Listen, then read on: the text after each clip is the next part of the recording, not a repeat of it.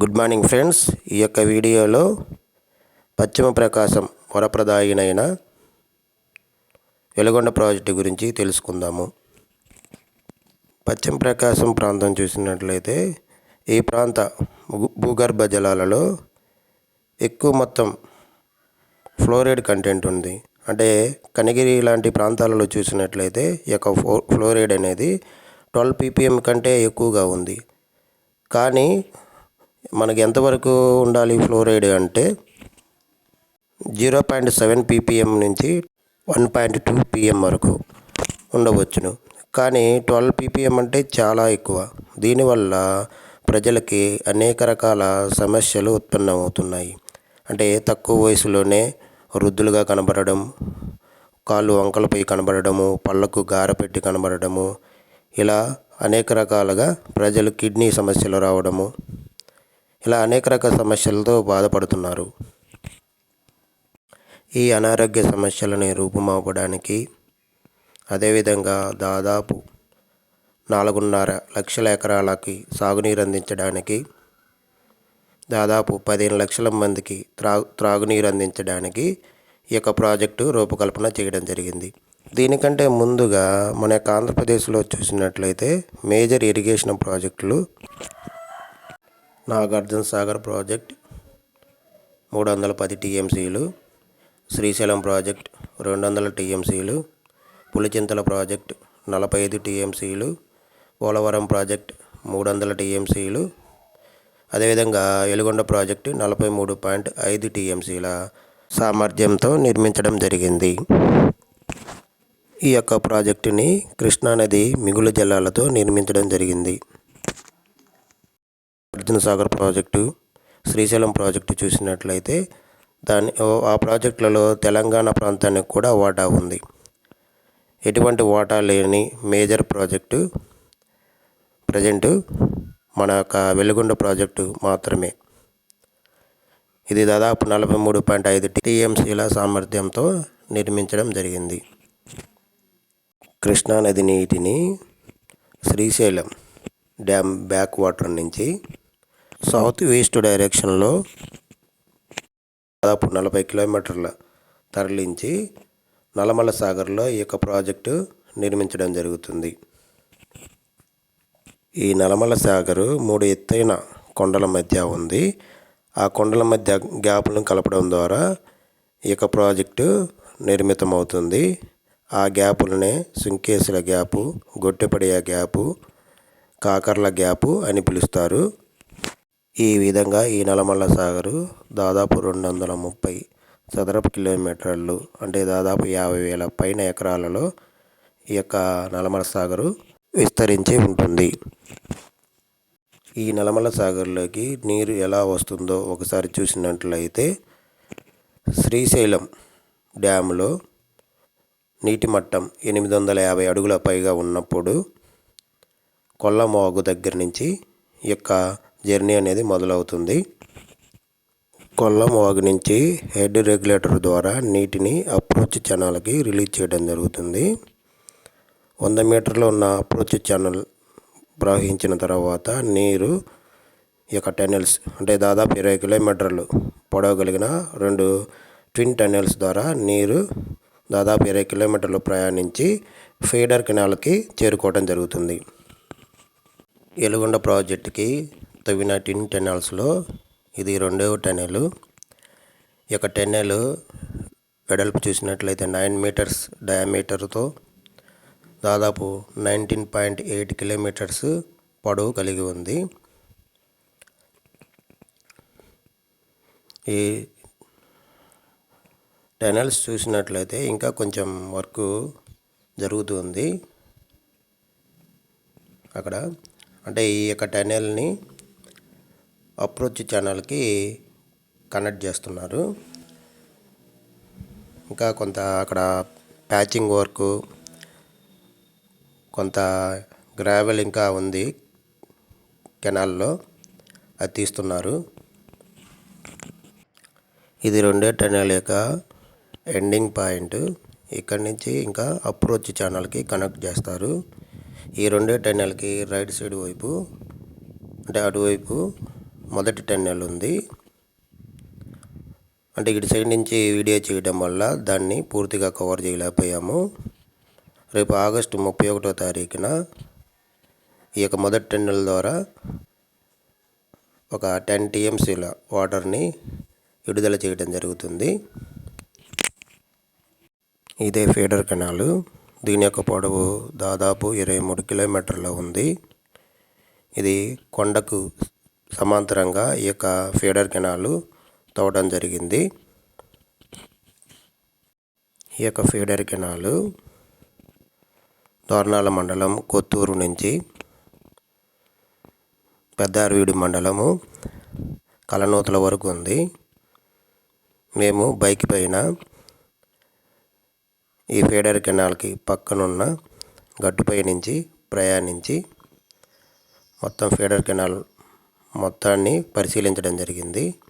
అనేక చోట్ల ఇంకా వర్కులు జరుగుతున్నాయి. Patching work, dredging work, gravel వర్కులు జరుగుతున్నాయి. ఈ ఫీడర్ కెనాల్కి అనేక చోట్ల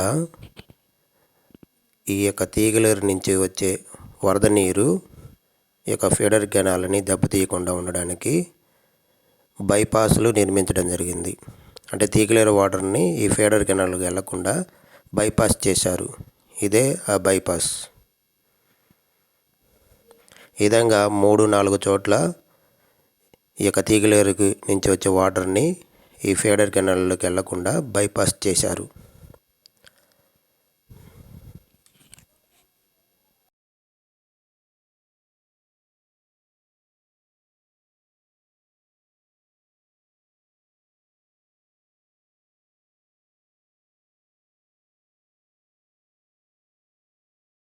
ఈ విధంగా మేము ఫీడర్ కెనాల్ అమ్మటి ప్రయాణిస్తున్నప్పుడు అనేక చోట్ల ఇంకా ఈ విధంగా ప్యాచింగ్ వర్కులు, బైపాస్ వర్కులు జరుగుతూనే ఉన్నాయి.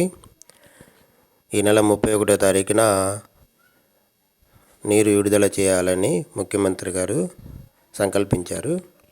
కానీ ఈ వర్కులు చూస్తుంటే కంప్లీట్ అవుతాయో లేదో అనేది డౌట్గా ఉంది.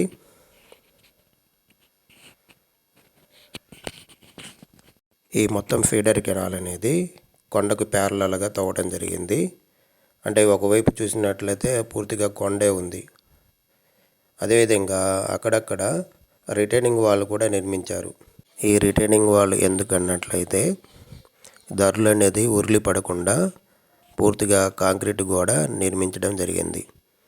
జనరల్గా మనము కృష్ణానది అంటే ప్రకాశం బారేజీ దగ్గర విని ఉంటాం ఈ రిటైనింగ్ వాల్ గురించి.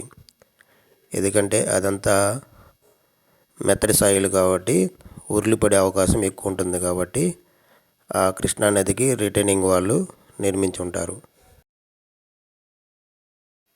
ఈ విధంగా మేము ఫీడర్ కెనాల్ అమ్మటి దాదాపు 23 కిలోమీటర్లు ప్రయాణించి ఇక ఫీడర్ కెనాల్ ఎండింగ్ పాయింట్ అయిన అంటే కలనూతల అనే గ్రామానికి ఒక 2 కిలోమీటర్ల దూరంలో ఉన్నాము. ఇక్కడ చూసినట్లయితే ఈ విధంగా నీటిని కంట్రోల్ చేయడానికి గేట్లను ఏర్పాటు చేస్తున్నారు. అంటే ఇంకా గేట్లను ఫిట్ చేయలేదు. ఇది కలనూతల అనే గ్రామానికి సంబంధించి దాదాపు 3 కిలోమీటర్ల దూరంలో ఈ యొక్క గేట్లని ఏర్పాటు చేస్తున్నారు. ఆ గేట్లను ఫిట్ చేయడానికి ఏర్పాటు చేసిన లైక్ హెడ్ రెగ్యులేటర్ లాంటిది.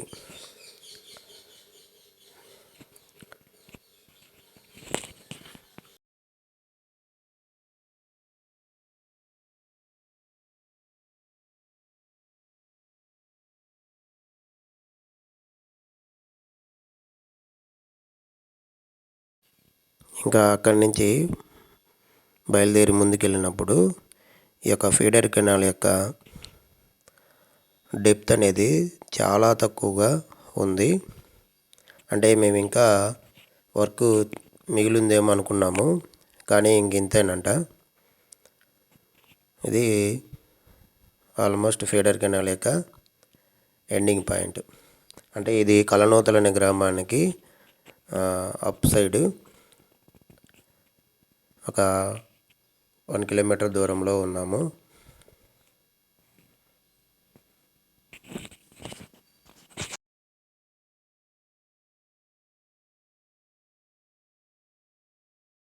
ఇది ఫీడర్ కెనాల్ యొక్క ఎండింగ్ పాయింట్. ఈ విధంగా ఫీడర్ కెనాల్ అనేది నల్లమల సాగర్కి కనెక్ట్ చేయడం జరిగింది. ఆ కనపడేదే నల్లమల సాగరు. ఈ యొక్క నల్లమల సాగరు దాదాపు 230 చదరపు కిలోమీటర్లు, అంటే దాదాపు 50,000 ఎకరం పైగా విస్తరించి ఉంది.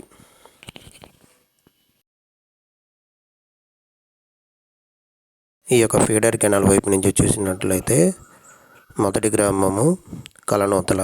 ఇదే కలనూతల. ఇక్కడ ప్రజలను గమనించినట్లయితే వాళ్ళు చాలా బాధతో ఉన్నారు, బాధ కలిగిన హృదయంతో ఉన్నారు. ఇక్కడ పోలీసులు కూడా ఉన్నారు. వీళ్ళని ఈ నెల 27 లోపు ఊర్లని ఖాళీ చేయమని చెప్పి నోటీసులు ఇచ్చి ఉన్నారంట. వాళ్ళని ఖాళీ చేయించే పనిలో ఉన్నారు పోలీసులు. ఇంకా అక్కడి నుంచి ముందుకెళ్ళి కలనూతల అనే గ్రామం నుంచి ముందుకెళ్ళి